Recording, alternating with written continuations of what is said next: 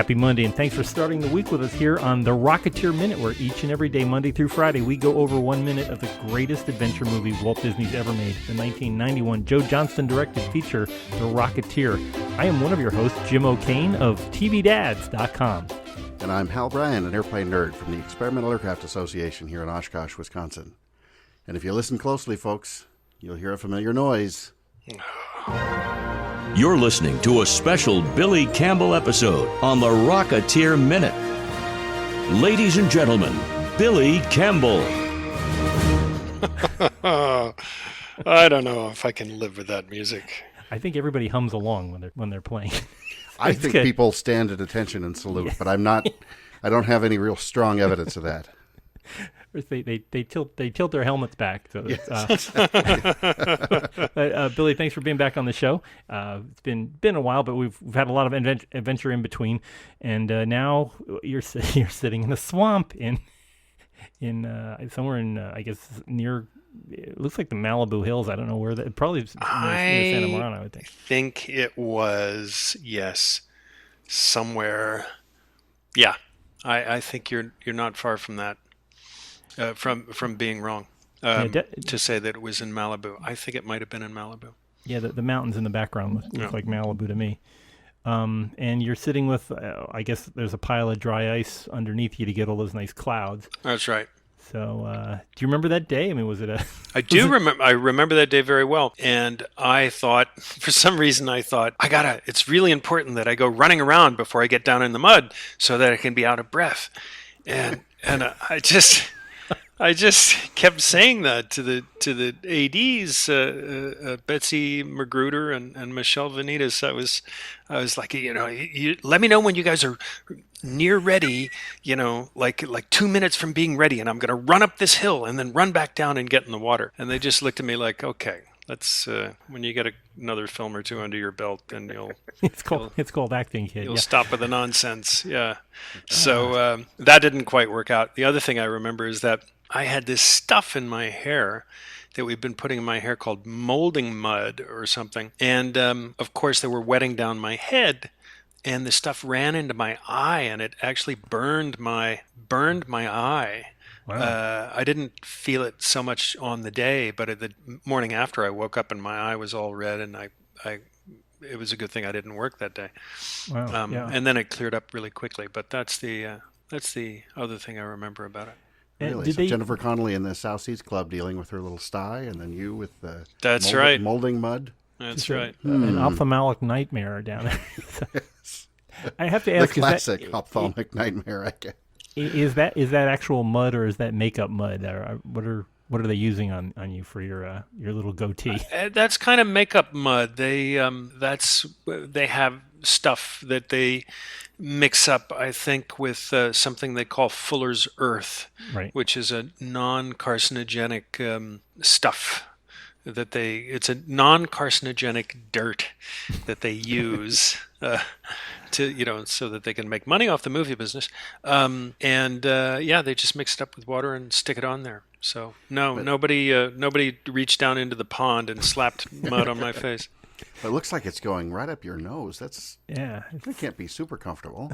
No. Again, I mean the glamour of show business and all, but still. And I guess this was your A helmet. I mean the close-ups helmet. It looked, I think so. Was it heavy? How did it feel when you had it on? No, the helmet was not all that heavy. It was kind of sort of a fiberglass affair, I think. It was really pretty comfortable once they got the stuff inside of it figured out. I remember in the beginning there wasn't enough padding in there, and I needed it a little more tight around my head, and which it was funny. We had to sort of figure it out as we went along, because I have an enormous melon. My head is 2 feet in circumference. Exactly, 24 inches in circumference. And so it was sort of a balancing act. But once they got it figured out and we got the right amount of padding in there, it was actually quite comfortable. We've had people on who are Rocketeer, the finheads, as they call themselves, who build props. And they said one of the problems with the Hal would know more about this than I do, but Disney made like some kind of a master a version of this, a replica, and the thing that the constant complaint was that the fin is very heavy and it kind of makes your head tilt backwards as you're wearing it. But I guess this was a lightweight fin that you had. Yeah, this was pretty lightweight. If you hear me ever sort of fading in and out while we do these podcasts, that is because the weight of the fin is tilting my head back away from the microphone. So, but otherwise, obviously the audio quality is quite good. Yeah, it's quite comfortable.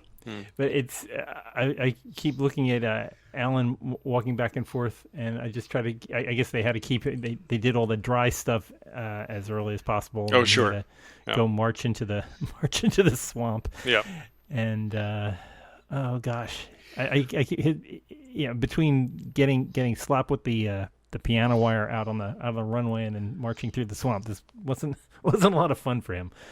He had a great time. I think he had a great time. I think the one time I ever saw Alan anything less than perfectly sort of jovial was when he got slapped in the leg with the cable. But even then, he was really, remarkably low key about it. I mean, I've known people that would just go off like a rocket and scream and yell, but not Mr. Arkin. He's a gentle soul. We were talking about this offline, but at the time, Alan Arkin is your age now, so. Yeah, you can really play the Peavy role in this new the new Rocketeer. You'd be just right for being the mentor. Thanks a lot. Thanks a lot, Jim. Well, if you could, hey, if you can fit into Alan Arkin's shoes, that's not a bad not a bad deal. In this business. It's true. It's true. I, on the other hand, think Billy looks young enough to still play a 30-year-old. So I don't know where you're coming from, go. Jim. Just a quick shave and you're ready to roll. So, but you do get to. I keep thinking, how often did you have to get wet down to do that? Because you're basically they're soggy and dripping by the. Yeah, this was the kind of thing where once I was in there to shoot, then they just whacked off 2 or 3 of them in the same go. I just stayed, I mean, as soon as I got up and he sort of leads me away, then it's as soon as I get up they cut, and then I would just sit back down again, and and Alan would go out, I guess, and maybe get a new thing on. Maybe they had 2 or 3 suits for Alan, so he would make a quick change and I would keep sitting in the mud, and the guys the dry ice would come in with a little more dry ice, and somebody would come and squirt my head with a little more water and a little more mud, and then they would get cranked up and Alan would come in again. So I think we did it 2 or 3 times. Okay. Was that whole shot a day, 2 days? How long? No. That was just a part of a day. Okay, wow. It was just a part of a day. I mean, I can't remember exactly how many pages a day we shot, but it wasn't a leisurely schedule. It certainly wasn't TV. Yeah. Where you shoot 10 pages a day or more. But it wasn't. It was not leisurely. No. Oh, and your poor jodhpur's getting soaked like that. Yeah. I've been around the Malibu hills, and one thing that I keep thinking about, and this is, you were really lucky with no rattlesnakes, because that place is just infested. Yeah.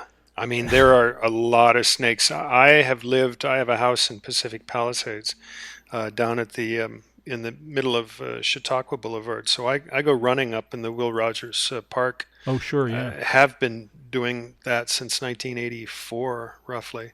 And in my years of running up and down those hills, I have run into, maybe on 5 or 6 different occasions, a rattlesnake. And generally speaking, it's pretty hairy and I learned this lesson, because the trail is up the spine of the hills. So the trail is very narrow, and in places it's quite steep, and it also drops off precipitously on either side of the trail. So there's really nowhere to be except on the trail. And when you're coming down, at any kind of speed, what I realized, and then somebody told me after this had happened to me, if you come across a rattlesnake, which would be sunning itself across the little strip of trail, because that's the only place that the sun hits directly, that you should not attempt to stop. You should just hop over it.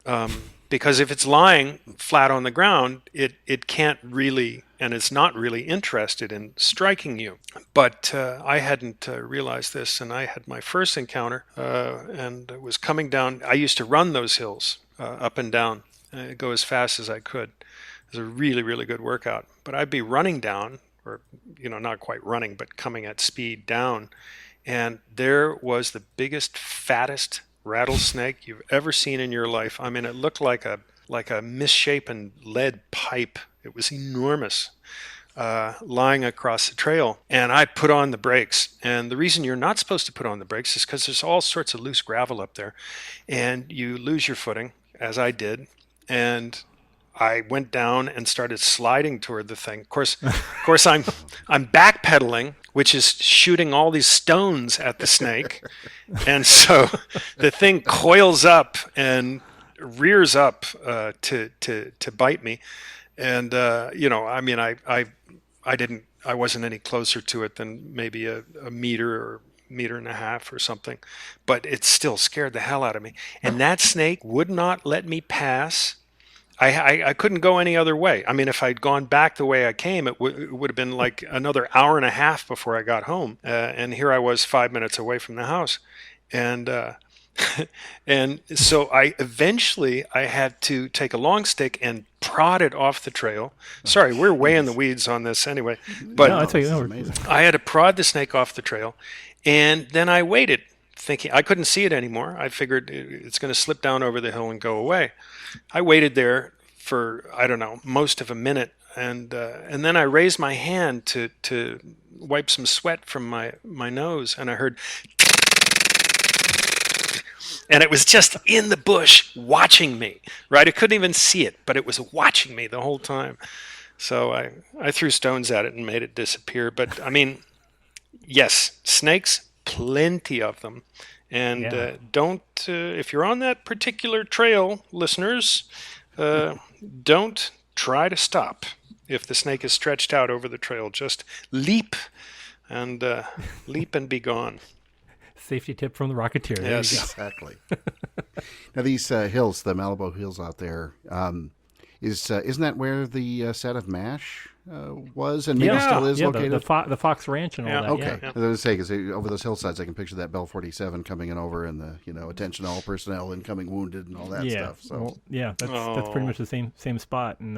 And Walton's Mountain is out there too, even though it's set in Virginia. Right. They set not all far there. from actually in my hometown of, or just outside of my hometown in Virginia, Charlottesville. Yeah, they would go to Charlottesville every once in a while. So, Jim, we have to point out that the guest in our last episode, Stefano Paris, a real-world jetpack builder and test pilot with Jetpack Aviation. This is his I think his all-time favorite minute is minute 46, and it's just because of that line Billy has when Alan helps pry the helmet off of him. That line is one of the. It may be the only time in the entire during the entire production that Joe Johnston actually told me how to say something. And he kept telling me, I want you to say, I like it. And I was like, okay, all right, Joe. I'm not, I have no qualms about anybody giving me a line reading, but he kept on as if he was worried that I hadn't, heard him or something. And I'm like, okay, all right, I'll say it the way you want. I get it. And note to Jim, when you're editing, snip out the "I like it" bit that Billy just said, and we can use that for our reviews. We could play that into the ground. An official endorsement there. Feel about, no, that's good. No, that sounds good. And that is kind of like the catchphrase of the movie. I mean, it was used in the trailer. I remember that the trailer had it in it, and it just underlines. It really puts a button on the Rocketeer's attitude toward his X3. Right. Yeah, it's great because Peavy is concerned and running up to him and wants to get the helmet off right away. And he's expecting Cliff to be hurt, but instead, Yeah, he had all this mayhem with the clotheslines Right. and the Yep, cornfield. you've got and- that big blade of long grass tucked in the top of the jacket. I've seen an airplane or two come back with things like that in the wheels, but we don't need to say anything more about that. As long as you get the deposit back, it's okay. Exactly. But no, this is just such a fantastic minute, and your look that you really you just promote the whole thing where you tell Peavy he can fix it. Yes. He can fix anything. Yeah. That eagerness comes through really great, Yeah. and I think you win the audience with this minute, that excitement. Everybody else gets excited watching this thing. Yeah. After you saw this mayhem going on in the past 5 minutes or so, just great stuff. Yeah. There's a nice little bit of exposition in here too that's tucked in with Peavy explaining about the fin being a rudder. If you want to look around, you use your eyeballs, you turn your head, you change course. We don't really, to be honest, we don't really see that sort of bearing out in the movie. We don't see it sort of obviously turning the head and No. steering and things like that. Yeah. But it's but it does explain a bit more about the fin, Yeah. the design of the helmet and all that. Yeah, and Just- why there is a helmet and all that. right, Yeah. really nice touch. Yeah. Yeah. Although it wouldn't have explained why when Cliff turns toward the trimotor to salute, wouldn't he like ram himself into the fuselage? That's true too.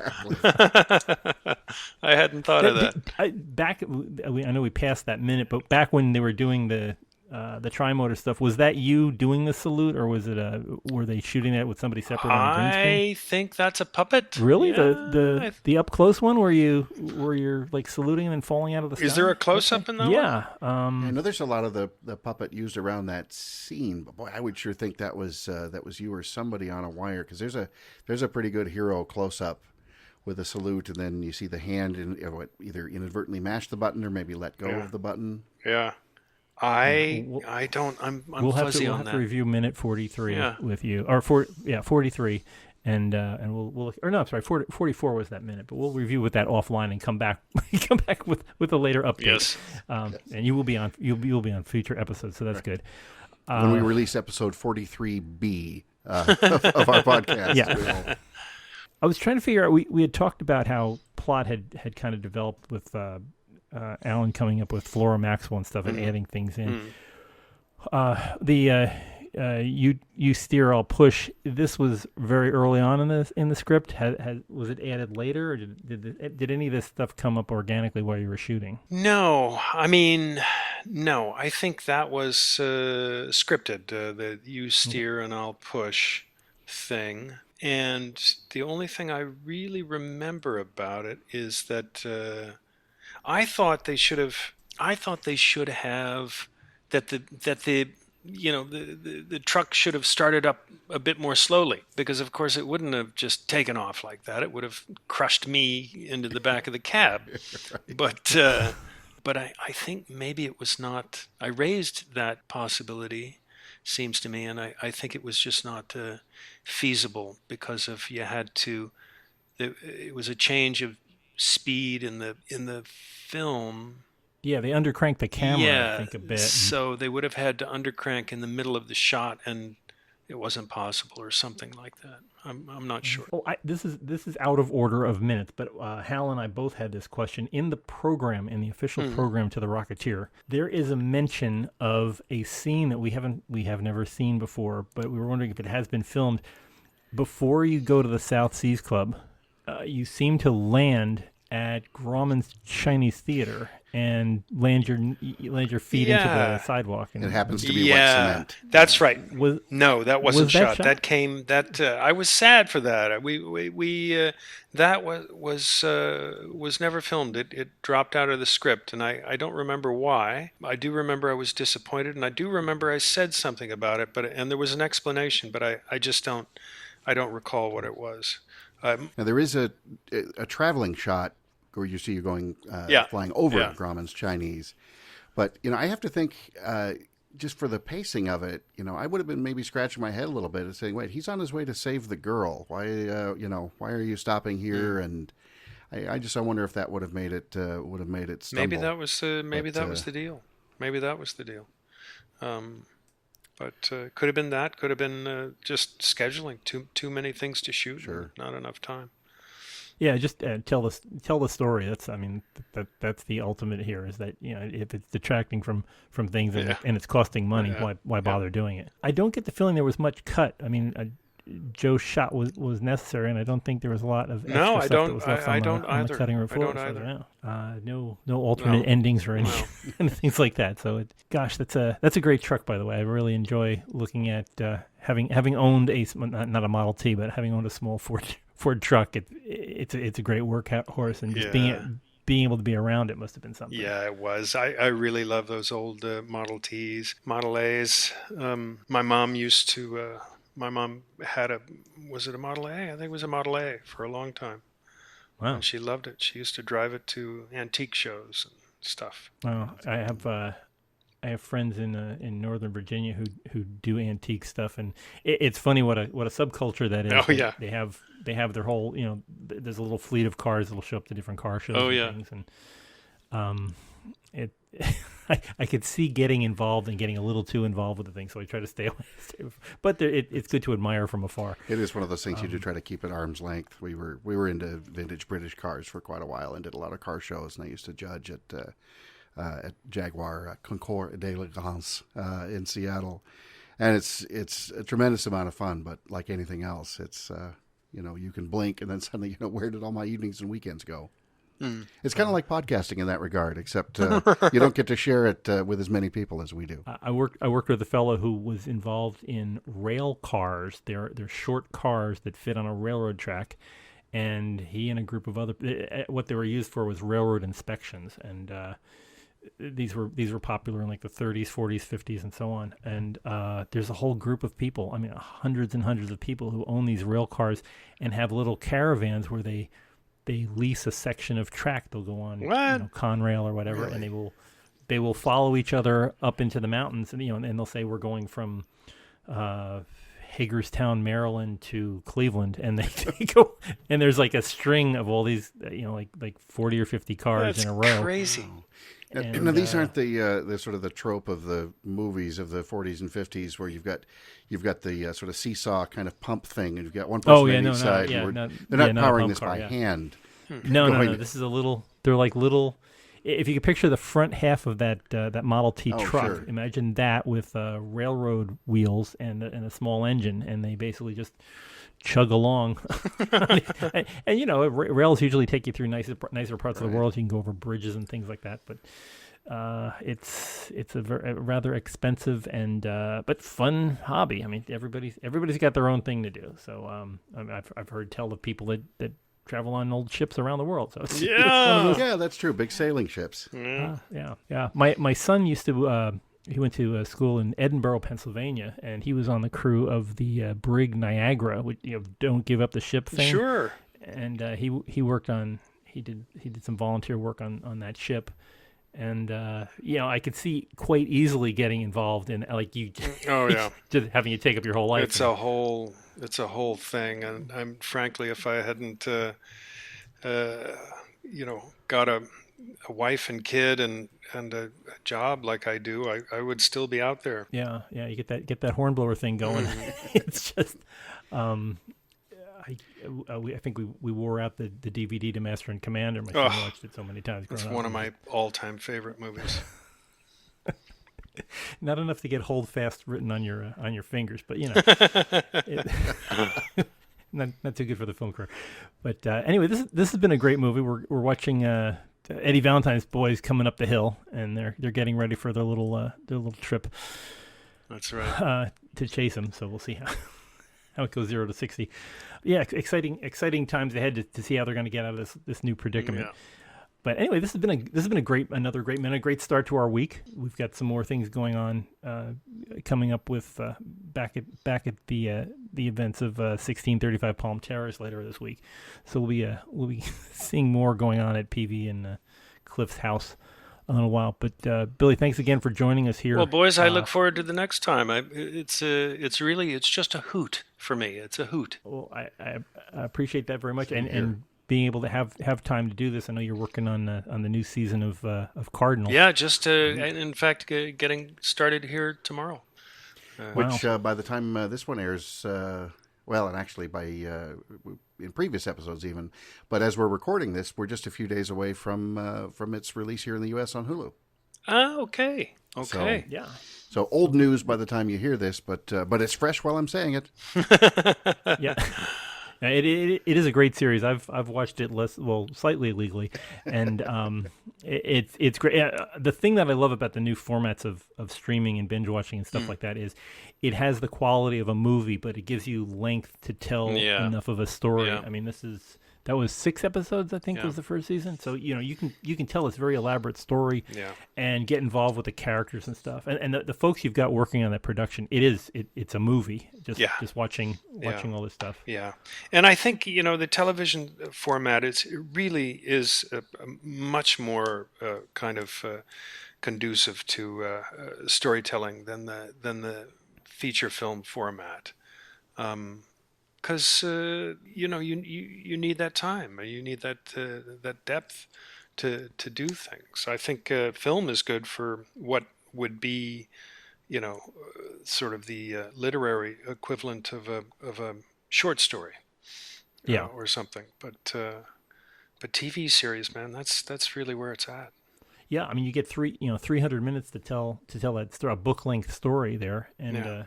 As we were saying before, you're doing the third book now in the Cardinal series for your second season. That's right.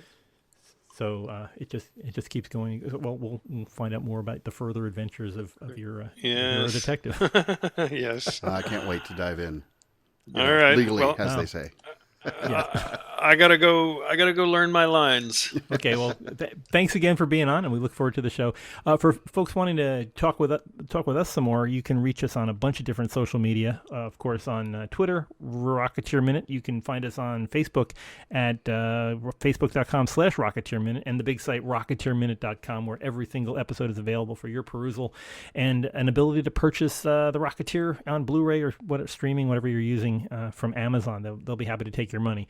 So check on the site, rocketeerminute.com. Also, please, if you are around iTunes or Google Play and you haven't subscribed, go out there, type in Rocketeer Minute, subscribe. Leave us a review. A nice review would be wonderful so other people can find out about this great show and tell them Billy was on the show and he's going to be on again. So that would help. So tell them Billy sent you. Yeah. That's right. So join us here tomorrow, and we'll have another great episode of the Rocketeer Minute. So until next time, over and out. Thank you, boys. Over and out.